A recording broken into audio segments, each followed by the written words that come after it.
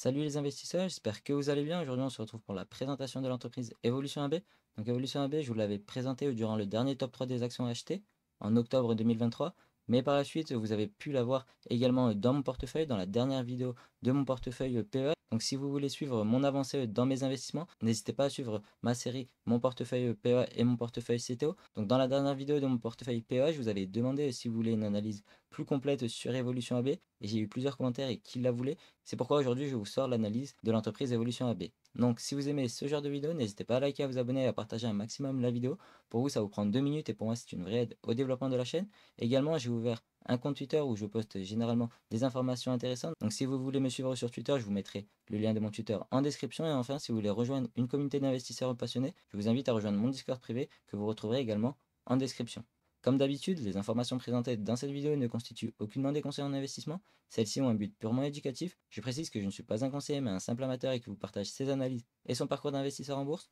Tout investissement boursier implique des risques, dont le risque de perte partielle ou totale de l'investissement de départ. Il est donc primordial que vous fassiez votre propre analyse avant d'investir en bourse. Petite présentation de l'entreprise Evolution AB avant de passer sur la répartition du chiffre d'affaires. Donc Evolution AB est une entreprise spécialisée dans l'industrie du jeu en ligne. Elle a été fondée en 2006 et introduite en bourse le 20 mars 2015. Elle est cotée à la bourse de Stockholm sous le symbole EVO, mais elle est éligible au PA. Donc pour les personnes qui sont chez Bourse Direct, il vous suffit juste de les appeler et de passer un ordre.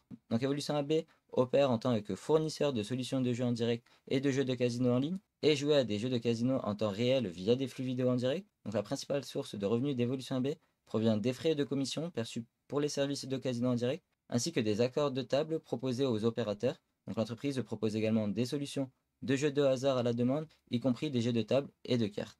Donc si on vient maintenant sur la répartition du chiffre d'affaires, on peut voir que Evolution AB est assez diversifiée au niveau géographique, avec 6% fait dans les pays nordiques, 6% au Royaume-Uni, 31% est dans le reste de l'Europe, 33% en Asie, 13% en Amérique du Nord et enfin 11% est dans le reste du monde. Ensuite, au niveau de la répartition du chiffre d'affaires par activité, on peut voir qu'ils ont deux grosses activités. Donc, ils ont tout ce qui est live, donc en direct, qui fait près de 82% du chiffre d'affaires. Et enfin, 18% et qui sont faits par les jeux RNG. Donc pour les personnes qui ne savent pas ce que c'est la RNG, c'est tout simplement des jeux de hasard basés sur la génération aléatoire de nombres. Enfin, la dernière information que je voulais vous montrer, ce sont par rapport à la dépendance des clients par Evolution AB. Et on peut voir que le top 1 en 2018 pesait 7% du chiffre d'affaires de Evolution AB, alors que maintenant il pèse 14% du chiffre d'affaires. Donc on peut penser que c'est quelque chose de négatif étant donné qu'Evolution AB est beaucoup plus dépendant de ce client-là. Mais si on regarde maintenant le top 5 des clients, on peut voir que entre 2018 et 2022, il n'a pas forcément changé. Ce qui veut dire que l'entreprise a réussi à avoir de nouveaux clients. Et ça, c'est quelque chose de très bien sur le marché qui est en pleine croissance, comme on va le voir tout de suite. Donc quelques informations sur le marché des jeux qui est pour moi extrêmement important de connaître. Donc il y avait à peu près 77% du marché qui était détenu par les jeux terrestres. Donc dedans on peut compter les loteries monopolisées par l'État, les casinos terrestres ou encore les machines de jeu. Et il y avait seulement 23% détenus par les jeux en ligne. Si maintenant on regarde les Global Casino Market en 2022, on peut voir également que 80% étaient détenus par les jeux terrestres, 5% étaient détenus par la partie jeux en ligne et enfin 15,5% étaient détenus par les jeux RNG. Donc comme on a pu le voir, Evolution AB est principalement sur les live casinos ainsi que la RNG. Et enfin, si on regarde la dernière information que je vous ai mis, c'est qu'on voit clairement que les live casinos et la RNG casino, donc les secteurs où se situe Evolution AB, sont en pleine croissance avec une croissance en moyenne de 20% par rapport aux jeux terrestres qui, eux, ont une croissance négative, c'est-à-dire que les jeux terrestres perdent clairement des parts de marché par rapport aux jeux en ligne. Et ça, pour moi, c'est la première information très importante à connaître sur Evolution AB, étant donné que c'est quand même très important d'investir dans des secteurs qui sont en pleine croissance, comme les jeux en ligne pour Evolution AB. Passons maintenant rapidement à l'analyse financière de Evolution AB, en commençant directement par le chiffre d'affaires. Donc on peut voir que Evolution AB a une forte croissance du chiffre d'affaires, donc ça c'est quand même quelque chose de très bien. Si maintenant on regarde le résultat opérationnel, le bénéfice net et le bénéfice net par action, on peut voir que tous ces indicateurs sont en croissance, donc au niveau du compte de résultat, je n'ai rien à dire sur l'entreprise Evolution AB. Si maintenant on regarde rapidement le bilan de l'entreprise, on peut voir qu'elle possède du cash, mais elle ne possède pas de dette à long terme. Donc ça, c'est encore une fois quelque chose d'extrêmement bien pour moi. C'est une entreprise qui possède énormément de cash et pas de dette. Et actuellement, avec la macroéconomie dans laquelle on vit, une entreprise qui n'a pas de dette est quand même quelque chose d'extrêmement intéressant pour moi. Ensuite, si on regarde les dettes à court terme et les actifs à court terme, on peut voir qu'elle possède beaucoup plus d'actifs que de dettes à court terme, ce qui veut dire que l'entreprise a très peu de chances de faire faillite sous les 12 prochains mois. Et enfin, si on regarde encore une fois le total dette sur equity, on va directement voir que l'entreprise est très peu endettée avec un dette sur equity de seulement 2,3%, sachant qu'on dit qu'une entreprise est fortement endettée si elle dépasse les 100%, ce qui n'est pas du tout le cas pour Evolution AB. Ensuite, je regarde les capitaux propres. Donc, on sait que les capitaux propres, c'est ce que possède de l'actionnaire. Donc, on aime bien voir cet indicateur en croissance et c'est bien le cas pour Evolution AB. Il faudra aller voir pourquoi il y a eu une forte croissance entre 2019 et 2020. Mais on peut voir directement que dès 2020, la croissance des capitaux propres est bien là. Donc, pour moi, c'est quelque chose de positif. Si maintenant on regarde les free cash flow d'entreprise, donc vous savez que pour ma part, les free cash flow, c'est un indicateur extrêmement important. La majorité des gens pensent que le résultat net est égal au cash que génère l'entreprise, alors que c'est les free cash flow qui est égal au cash que génère l'entreprise. Avec ce cash, l'entreprise peut faire soit des rachats d'actions, soit payer sa dette, ou alors donner des dividendes. Donc c'est pourquoi je donne énormément d'intérêt au free cash flow, tout simplement parce que c'est grâce à ce cash-là que l'entreprise va donner de la valeur à l'actionnaire. Donc ici, on peut voir que les free cash flow ils sont bien positifs et en plus en croissance, donc ça c'est encore quelque chose d'extrêmement bien. Donc si maintenant on regarde ce que fait l'entreprise avec le cash généré par l'entreprise, on peut voir qu'elle paye très peu de dettes, étant donné qu'elle ne possède pas de dettes, et avec le reste, elle donne soit des dividendes, donc là par exemple elle a donné 3,22 milliards de couronnes suédoises en dividendes, mais elle fait également des rachats d'actions avec près de 822 millions de couronnes suédoises. Donc on voit clairement qu'elle donne un peu plus de dividendes que de rachats d'actions. Donc pour ma part, je préfère clairement les rachats d'actions, mais on voit que l'entreprise ne donne pas tout l'argent est généré aux actionnaires, étant donné que en 2022, par exemple, elle a donné 4 milliards de couronnes suédoises, sachant qu'elle avait généré près de 8,7 milliards de couronnes suédoises. Donc elle a pu garder à côté près de 4 milliards qu'elle pourra utiliser, par exemple, pour faire des acquisitions ou alors pour faire croître l'entreprise. Donc rapidement, pour les personnes qui ne savent pas comment est calculé les free cash flow, tout simplement, c'est égal au cash from operating. Donc la première ligne que vous voyez ici. Et ensuite, vous soustrayez tout simplement les capital expenditures. Donc c'est les capitaux utilisés pour la croissance future de l'entreprise et plus précisément les capital expenditures fixes assets. Donc par exemple en 2022, si vous faites 3,33 milliards moins les 645 millions, vous retrouverez bien les 8,69 milliards. Passons maintenant au share standing current, donc c'est le nombre d'actions en circulation. Donc je vous rappelle que si le nombre d'actions en circulation augmente, cela veut dire que l'entreprise fait des augmentations de capital et que les actionnaires sont dilués. Donc pour un même bénéfice, l'actionnaire aura une plus petite part des bénéfices. Alors que si l'entreprise fait des rachats d'actions, comme on a pu le voir, l'entreprise faisait en 2022 près de 800 millions de couronnes suédoises de rachats d'actions. Alors dans ce cas-là, l'actionnaire pour un même bénéfice aura une plus grosse part des bénéfices, étant donné qu'il y aura moins d'actions en circulation. Donc ici, on peut voir que le nombre d'actions en circulation chez Evolution AB est plutôt stagnant et depuis 2021. Donc pour ma part, tout à l'heure, on avait vu que le total equity donc, avait explosé entre 2019 et 2020. Et ici, on peut également voir que le nombre d'actions a fortement explosé entre 2019 et 2020. Donc ici, je pense qu'il y a eu une forte augmentation de capital, ce qui a fait, dans un premier temps, augmenter les capitaux propres de l'entreprise, mais également augmenter le nombre d'actions en circulation. Passons maintenant à quelques ratios de valorisation et commençons directement par le PER. Donc on peut voir que la moyenne du PER d'Evolution AB se situe aux alentours des 40 fois les bénéfices, donc un PER assez élevé, mais comme on a pu le voir, l'entreprise a une forte croissance dans son secteur. Mais actuellement, il est intéressant de voir que ce PER se situe plus aux alentours des 20 fois les bénéfices. Et pour moi, cela pourrait montrer potentiellement une opportunité d'acheter Evolution AB si on regarde seulement le PER. La deuxième chose que je voulais vous dire sur le PER, c'est que 20 fois les bénéfices, c'est à peu près ce qu'on demande pour acheter du Google, du Amazon, donc des très bonnes entreprises, mais qui ont une croissance beaucoup moins forte qu'Evolution AB par exemple.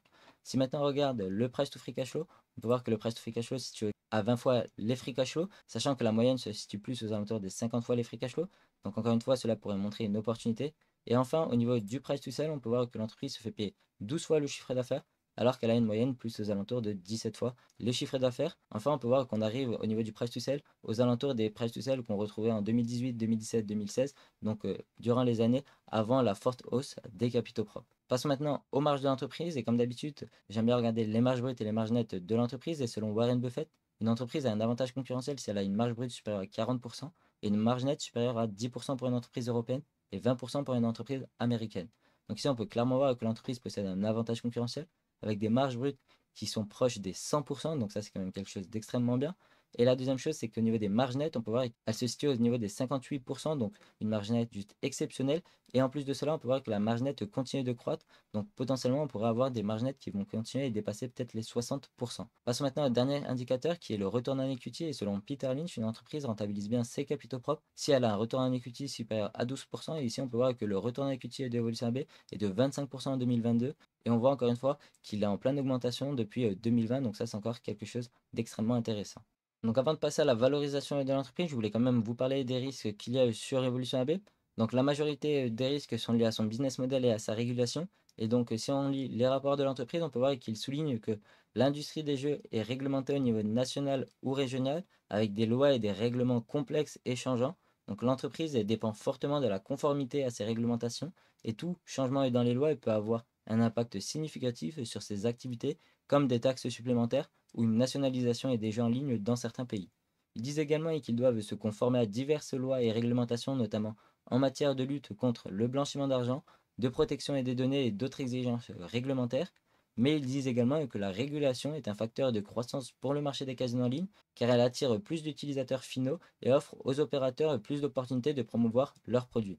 Enfin, un autre risque lié à la réglementation et pour Evolution AB serait que l'un de ses clients décide de s'étendre dans une juridiction et qui n'autorise pas des fournisseurs étrangers. Et dans ce cas-là, le client pourrait trouver de meilleures opportunités avec d'autres fournisseurs locaux, ce qui pourrait potentiellement avoir un impact à long terme sur la position de leader d'Evolution AB sur le marché. Donc voilà, la majorité des risques est liée à la régulation, mais comme on a pu le voir, la régulation peut être quelque chose de négatif pour Evolution AB, mais également quelque chose de positif. Avant de passer encore une fois à la valeur intrinsèque, je voulais quand même vous montrer les prévisions qu'on peut retrouver sur Internet. Donc les analyses de GoFocus, ils prévoient une croissance du chiffre d'affaires pour Evolution AB sur les prochaines années, mais également une croissance du bénéfice net par action.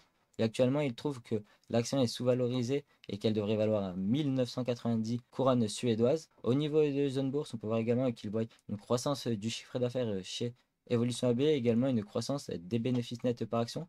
Et enfin, les dernières prévisions que je voulais montrer, c'est les prévisions des analyses de TradingView et on peut voir également, il prévoit également une croissance du chiffre d'affaires pour Evolution AB et une croissance des bénéfices nets par action d'Evolution AB. Donc on peut voir que tous les analystes prévoient une croissance future pour cette entreprise. Si maintenant on passe à la valorisation de l'entreprise, donc comme vous le savez, je passe par trois méthodes de calcul, tout simplement. Donc la méthode IPL qu'on va voir tout de suite, la méthode Forward PE et enfin la méthode de Discounted Cash Flow. Donc ici, si on part directement sur la méthode IPL, on peut voir que comme d'habitude, je vous donne l'historique du chiffre d'affaires, des bénéfices, de la marge nette de l'entreprise. Et on peut voir que l'entreprise a eu une forte croissance sur les 5 dernières années de 52% en moyenne chaque année. Donc une très très forte croissance et je pense que dans le futur, la croissance ne pourra pas être aussi forte. Ensuite, je vous ai donné le nombre d'actions en circulation qui est de 213 millions d'actions en circulation. Et le prix au moment où je tourne la vidéo est de 99,53 euros. Donc tout simplement, pourquoi j'ai mis en euros? J'achète la position en euros et que toutes les informations qu'on retrouve dans les rapports sont non pas en couronne suédoise, mais bien en euros. Et enfin, je vous donne mes prévisions. Et pour le futur, j'ai mis une croissance du chiffre d'affaires de 15%, donc assez conservateur par rapport à la croissance passée de l'entreprise. Et au niveau des marges nettes de l'entreprise, j'ai été encore une fois conservateur avec 55% de marge nette, sachant qu'actuellement, elle a une marge nette aux alentours des 57%. Donc clairement, je suis plutôt conservateur. Et si je fais une prévision sur le PR, je pense que les investisseurs à long terme pourraient acheter l'entreprise 20 fois les bénéfices. Et si c'est bien le cas, on peut voir que la valeur intrinsèque de l'entreprise est aux alentours des 100 euros, donc au prix actuel au moment où je tourne cette vidéo. Donc clairement, même en étant conservateur, on voit que le prix de l'action actuelle, elle n'est pas forcément survalorisée si encore une fois vous croyez à mes prévisions, donc à une croissance du chiffre d'affaires de 15%, une marge nette de 55% et enfin un PER de 20% et dans 5 ans. Passons maintenant à la méthode de Forward PE. Donc comme d'habitude, j'ai un scénario pessimiste et un scénario optimiste. Et on va directement commencer par le scénario pessimiste. Et pour cela, on part du chiffre d'affaires actuel qui est de 1456 millions d'euros, qu'on va multiplier par un taux de croissance de 15%. Donc pour cela, on fait fois 1,15 à la puissance 5, étant donné que c'est un taux de croissance sur les 5 prochaines années. Donc ça va nous donner un chiffre d'affaires dans 5 ans de 2,9 milliards d'euros, qu'on va multiplier du coup maintenant par la marge nette pour avoir le résultat net, donc les 55%, ce qui va donner un résultat net de 1,6 milliard dans 5 ans. Et ensuite, je divise cela par le nombre d'actions en circulation, donc qui est de 213 millions d'actions en circulation, ce qui va nous donner tout simplement un bénéfice net par action est de 7,56 euros par action. Et enfin, on multiplie cela par le PR hypothétique dans 5 ans, qui va être de 20 fois les bénéfices pour ma part. Et pour savoir à combien il faut l'acheter actuellement en faisant un rendement de 10% sur Evolution AB, il faut tout simplement faire fois 1,10 à la puissance moins 5 et ça va nous donner 93 euros. Passons maintenant au scénario optimiste. Donc pour cela, on prend le chiffre d'affaires actuel qu'on va multiplier par un taux de croissance de 20% cette fois-ci et pas de 15%. Donc sur les 5 prochaines années, ça va nous donner un chiffre d'affaires dans 5 ans de 3,6 milliards d'euros. Ensuite, on met la marge nette pour avoir le résultat net. Donc un résultat net de 1,9 milliard d'euros qu'on va diviser maintenant par le nombre d'actions en circulation pour avoir le résultat net par action. Et qu'on va multiplier directement par un PER hypothétique dans 5 ans. Donc pour ma part, ce sera 20 fois les bénéfices. ce qui va me donner un prix de l'action dans 5 ans de 187 euros, encore une fois, si toutes mes hypothèses sont bonnes. Et pour savoir à combien il faut l'acheter aujourd'hui, en faisant un rendement de 10%, il ne reste plus qu'à faire fois 1,10 à la puissance moins 5 pour revenir dans le passé. Et actuellement, il faudra acheter l'action 116 euros, sachant qu'au moment où je tourne la vidéo, l'action est aux alentours des 100 euros. Donc clairement, si vous êtes plus vers le scénario optimiste, alors potentiellement l'action est sous-valorisée. Et si vous êtes plus au niveau du scénario pessimiste, alors il faudra attendre encore quelques euros pour atteindre votre scénario optimiste. Passons maintenant au discounted cash flow et pour cela, on prend le chiffre d'affaires dans 5 ans. Donc on repart de notre chiffre d'affaires actuel qu'on va multiplier par un taux de croissance de 15%, étant donné que dans nos scénarios pessimistes, on pense que la croissance de l'entreprise sera de 15% sur les 5 prochaines années. Donc ça va donner un chiffre d'affaires de 2928 millions d'euros. 2928 millions d'euros. On va mettre une marge nette pour ce scénario pessimiste de 55%, ce qui va donner notre résultat net.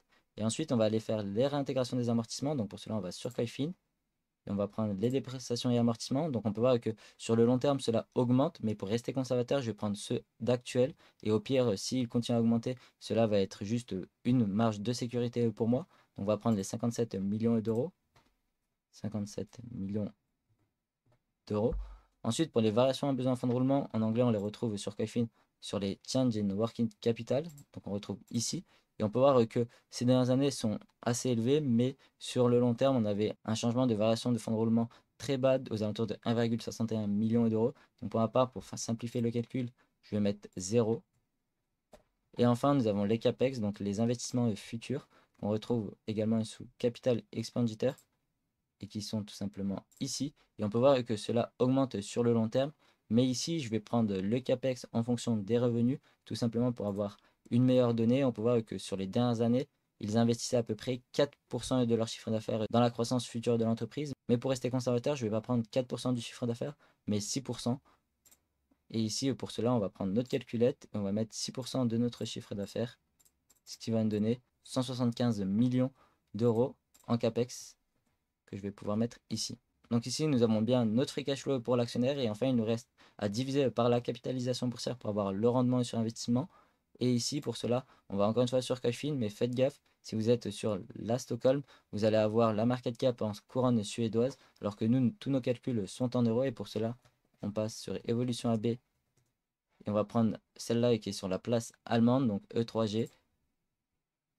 Et on va voir que ici, la market cap est bien en euros et elle est de 20,27 milliards d'euros, ce qui fait en millions d'euros, étant donné que notre tableau est en millions d'euros, 20 270 euros. Et on voit qu'on a un rendement actuel sur Evolution AB de 7,36%, sachant que pour ma part, j'aime bien pour les entreprises risquées avoir un rendement de 8 à 10% et pour les entreprises de très bonne qualité, un rendement est de 6 à 8%.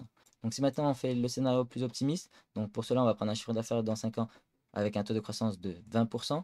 Donc on repart de notre chiffre d'affaires, on va faire x 1,2 à la puissance 5, ce qui va donner 3622 millions d'euros. 3622 millions d'euros, avec une marge nette de 55%. Une réintégration, donc on va rester conservateur, on va remettre les 57. Une variation en besoin de fonds de roulement de 0. Et pour la CAPEX, on va reprendre 6% de notre chiffre d'affaires. Donc x6 divisé par 100, ce qui va donner 217. Donc 217. Et on va rediviser par la capitalisation boursière. Et on voit qu'on aura un rendement de 9% pour Evolution AB si notre scénario optimiste marche. Passons maintenant à l'analyse technique d'Evolution AB. Donc comme d'habitude, je vous ai mis ici en weekly et j'ai également mis en mode logarithmique tout simplement parce que l'entreprise a eu une forte croissance de son cours ces dernières années. Donc on peut voir qu'il a une trend haussière de très long terme qui a commencé dès son arrivée en 2015, qui a été touchée en 2019 et actuellement on se rapproche de cette trend long terme. Et le deuxième indicateur que je vous ai mis, c'est le retracement de Fibonacci. Donc j'aime bien utiliser ce retracement de Fibonacci quand l'action est en forte croissance et qu'il y a un retracement sur l'action. Et c'est bien le cas actuellement sur Evolution AB. Donc comme vous le savez, pendant une tendance haussière, il y a des retracements. Et c'est le cas actuellement sur Evolution AB. Et en général, ces retracements-là se font jusqu'à 50 à 61% des retracements de Fibonacci. Et ici, on peut voir que actuellement, c'est le cas pour Evolution AB. C'est pourquoi j'ai acheté des actions il y a très peu de temps, étant donné que je m'approchais de la trend haussière de très long terme. Et en plus, on se situait entre 50 et 61% du retracement de Fibonacci. Donc pour moi, c'était le bon moment pour acheter du Evolution AB, étant donné que ma valeur intrinsèque est au-dessus du prix actuel de l'action, qui est de 1080 courants de CFA, ce qui fait à peu près 100 euros. Pour conclure sur Evolution AB, je pense qu'il n'y a pas forcément de surprise, étant donné que j'ai rentré Evolution AB il y a très peu de temps. Donc vous savez que Evolution AB est une entreprise qui me plaît énormément et que je compte renforcer potentiellement sur le long terme, étant donné que pour moi, c'est une entreprise avec un avantage concurrentiel qui a une très forte croissance et actuellement, le prix de l'action n'est pas forcément survalorisé. Donc, je ne compte pas renforcer tout de suite étant donné que je viens d'acheter des actions. Mais si l'action continue à baisser et touche la trend haussière de très long terme, alors potentiellement, à ce moment-là, je pourrais dégainer quelques liquidités pour acheter encore quelques titres Evolution AB. Merci de m'avoir écouté jusqu'à la fin. J'espère que cette vidéo vous aura plu. N'hésitez pas à liker, à vous abonner, à partager un maximum la vidéo et je vous dis à la prochaine.